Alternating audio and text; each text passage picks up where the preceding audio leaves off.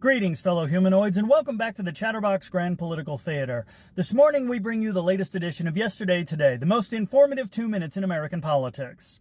October 14th of 2025 marked the federal government's 14th day of ineptitude, with no near-term breakthrough in sight, as House Speaker James Johnson, who identifies as Mike, declared that congressional Republicans have nothing to negotiate with Senate Democrats, and defended the Pentagon's redirection of $8 billion in previously allocated research funds without congressional approval. The Senate prepared to hold its 8th vote on advancing the House-approved funding bill, though achieving the 60-vote cloture threshold remains unlikely without concessions.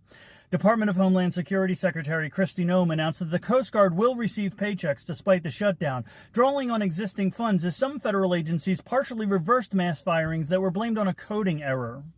Trump returned from a Middle East trip that included meetings in Israel and Egypt and declared that peace in the Middle East has been achieved, amid widespread skepticism over the durability and scope of the ceasefire between the Israeli military and the Islamic resistance movement. That resistance movement was founded in 1987 with the support of the Israeli government, who intended to use the nationalist organization in its conflict against the secular Palestinian Liberation Organization, which was itself formed in 1964 with the mission of establishing an Arab state over the entirety of the territory of the former Mandatory Palestine, a region forcibly administered by Britain from 1920 until the Palestine War of 1947 to 1949 divided that territory among the newly established State of Israel, which had been created in May of 1948, the Kingdom of Jordan, and the Kingdom of Egypt.